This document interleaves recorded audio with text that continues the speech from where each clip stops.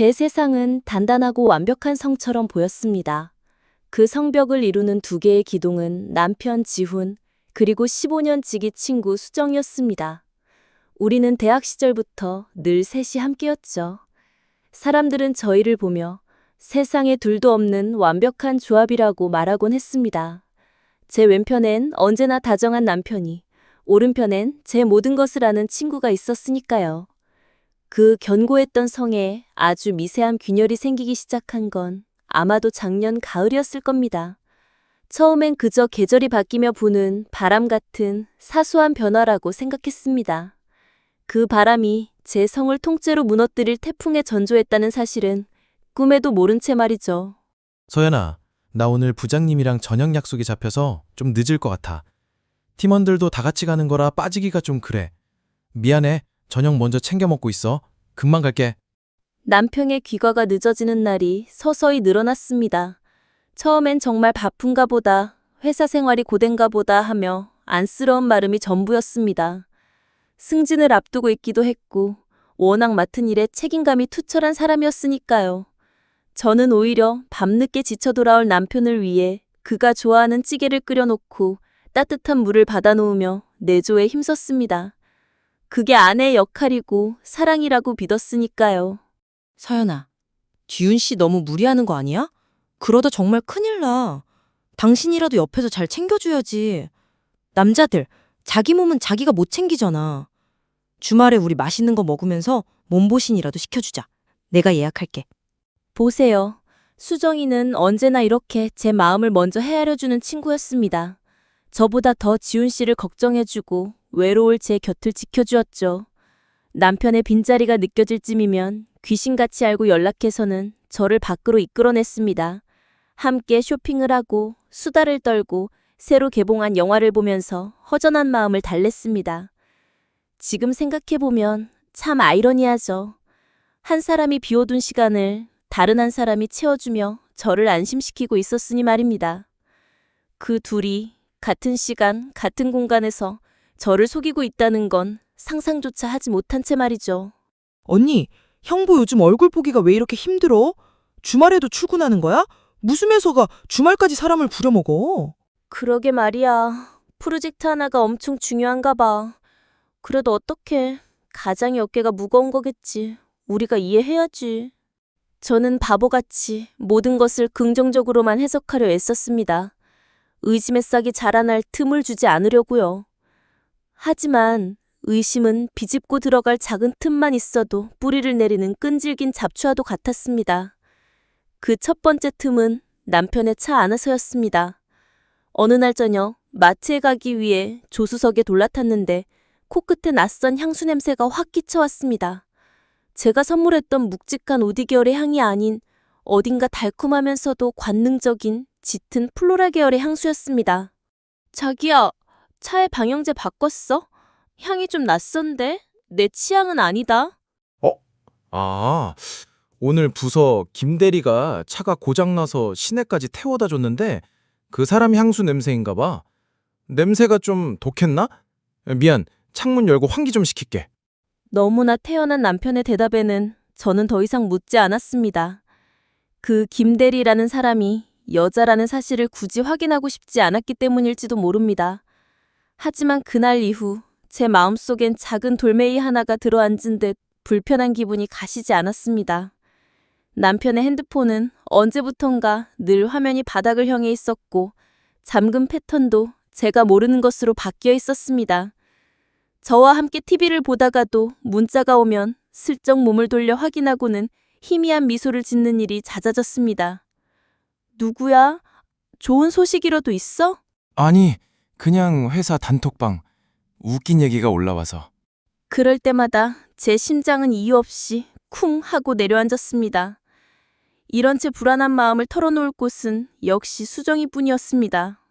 수정아, 나 요즘 좀 이상해. 지훈 씨가 예전 같지 않게 느껴져. 그냥 내 기분 탓이겠지. 내가 너무 예민한 걸까? 서연아, 너도 참 지훈 씨 요즘 얼마나 힘든데 그런 생각까지 해.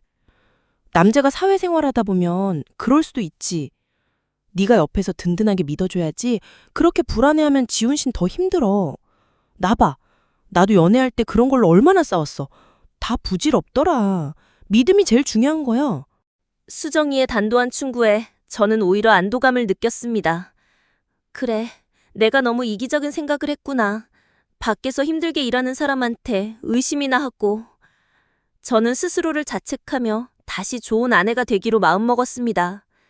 하지만 배신의 증거들은 제 의지와는 상관없이 제 눈앞에 나타나기 시작했습니다. 어느 날 남편이 입고 벗어둔 셔츠 옷깃에 희미한 립스틱 자국을 발견했습니다. 제 것이라기에는 색깔이 너무 붉고 선명했습니다. 심장이 철렁 내려앉았지만 저는 애써 외면했습니다.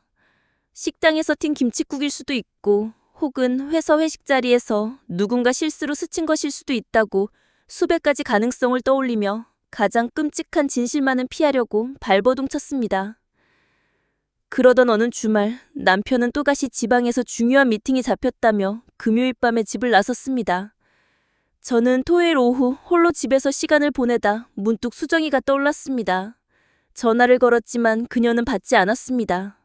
바쁜가 보다 생각하고 소파에 누워 소셜을 보던 중 제 눈을 의심하게 하는 파진을 발견했습니다. 수정이의 비공개 계정에 방금 올라온 파진이었습니다. 강원도의 한적한 바다를 배경으로 찍은 감성적인 커피잔. 그리고 그 커피잔 너머로 흐릿하게 아웃포커싱된 남자의 손목에 채워진 시계. 그 시계는 제가 작년 남편 생일 선물로 사준 세상에 단 하나 유인의 각인이 새겨진 바르고 시계였습니다. 순간 온몸의 피가 차갑게 식는 것 같았습니다. 숨이 제대로 쉬어지지 않았습니다. 저는 떨리는 손으로 수정에게 다시 전화를 걸었습니다. 이번에는 신호가 몇 번 울리자마자 그녀가 전화를 받았습니다. 서연아, 미안해. 나 지금 좀 정신이 없어서. 왜? 무슨 일 있어? 수정아, 너 어디야? 목소리가 왜 그래? 나? 나 지금 엄마랑 백화점 쇼핑 중이야. 주말이라 사람이 너무 많네. 왜? 무슨 급한 일 있어? 거짓말. 그녀의 목소리 뒤로 들려오는 건 사람들의 웅성거림이 아닌 철썩이는 파도 소리와 갈매기 울음소리였습니다. 저는 그 자리에서 얼어붙었습니다. 아무 말도 할 수 없었습니다. 제가 사랑하는 남편과 제가 목숨처럼 아끼는 친구가 같은 시간, 같은 공간에서 저를 속이고 있다는 명백한 증거 앞에 저는 무너져 내렸습니다. 그들의 거짓말이 파도 소리가 되어 제 귀를 때렸고 저는 망망대해에 홀로 남겨진 기분이었습니다.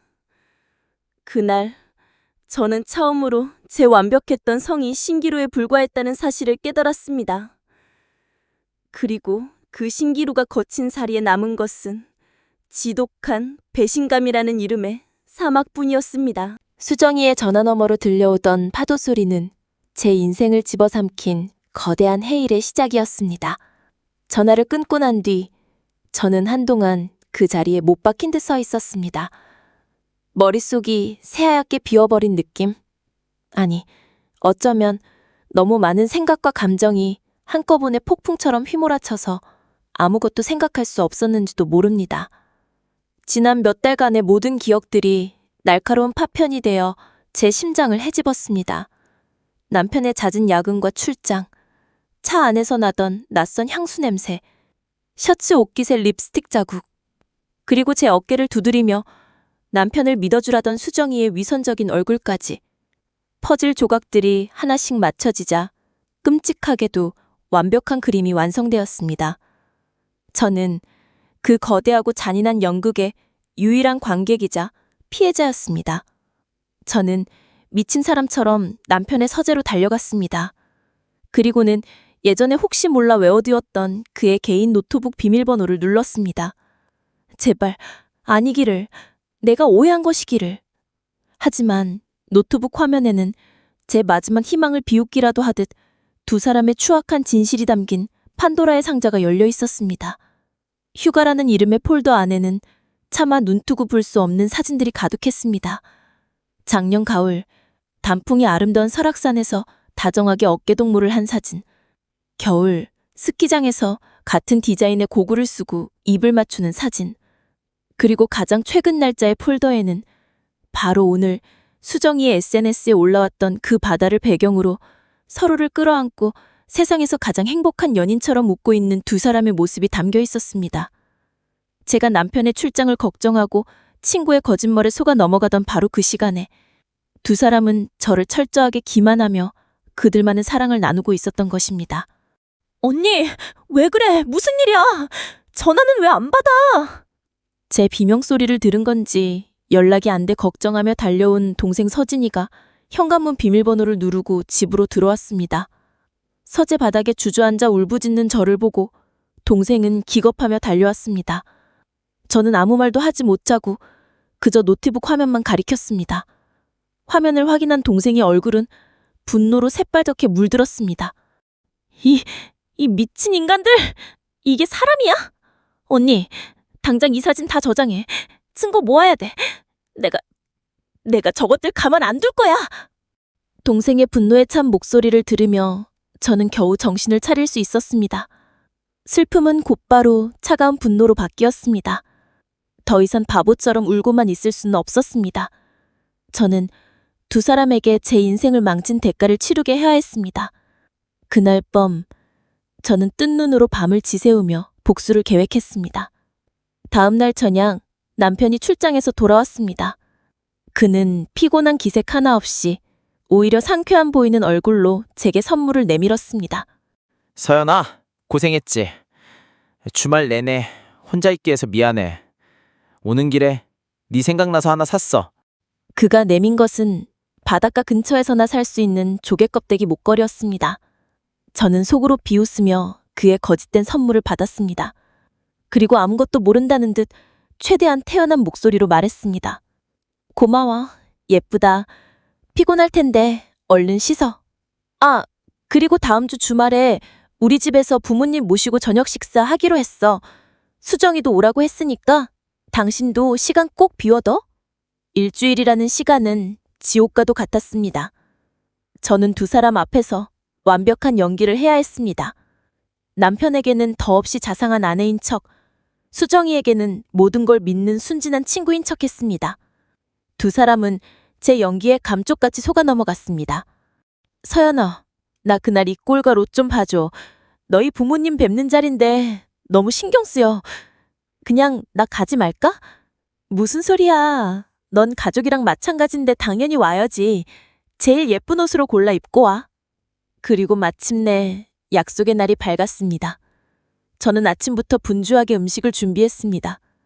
양가 부모님이 모두 도착하시고 마지막으로 수정이가 환하게 웃으며 집으로 들어왔습니다.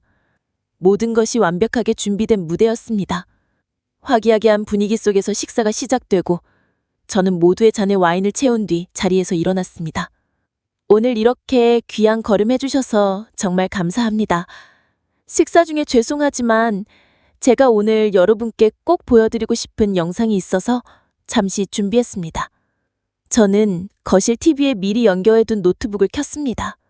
화면에는 사랑하는 남편과 친구를 위한 선물이라는 문구가 떠올랐습니다. 지훈과 수정의 얼굴에 잠시 의아한 표정이 스쳤습니다. 그리고 곧 이어 영상이 재생되었습니다. 처음에는 저와 지훈, 수정, 셋이 함께했던 행복한 추억 사진들이 흘러나왔습니다. 하지만 곧 이어 화면이 바뀌고 설악산에서, 스키장에서, 그리고 동해 바다에서 두 사람이 은밀한 사랑을 나누던 사진들이 하나씩 나타나기 시작했습니다. 배경음악으로는 그들이 함께 갔던 레스토랑에서 흘러나오던 감미로운 재즈 음악을 깔았습니다. 거실은 순식간에 차가운 침묵에 휩싸였습니다. 부모님들의 얼굴은 경악으로 굳어갔고 동생은 주먹을 쥔 채 두 사람을 노려보았습니다. 지훈과 수정의 얼굴은 사색이 되어 아무 말도 하지 못했습니다. 서연아, 이게 무슨... 언니! 제발! 두 사람의 위대한 사랑을 축하해주고 싶어서 내가 준비한 작은 선물이야. 마음에 들어? 내 남편과 내 가장 친한 친구. 두 사람은 내가 가진 모든 것이었어. 그런데 당신들은 내 모든 것을 짓밟고 나를 기만했지. 이제 이 자리에서 당신들의 관계를 모두에게 인정받는 게 어때? 그날 제 완벽했던 성은 제 손으로 완전히 무너뜨렸습니다. 지옥 같은 폭로전이 끝나고 저는 두 사람에게 이혼 서류와 상관녀 소송 서류를 내밀었습니다. 믿음이 깨져버린 관계는 이미 죽은 것과 다름없었습니다. 저는 더 이상 과거에 얽매여 살지 않을 것입니다. 지독한 배신이 남긴 상처는 깊고 앞으로의 삶이 순탄치 않으리란 것도 잘 압니다. 하지만 저는 무너지지 않을 것입니다. 이것은 내 인생의 끝이 아니라 기만으로 가득 찼던 세상을 버리고 오로지 나 자신으로 살겠다는 새로운 인생의 첫걸음이니까. 거짓된 행복의 폐허 위에서 저는 이제 진짜 나의 삶을 시작할 것입니다.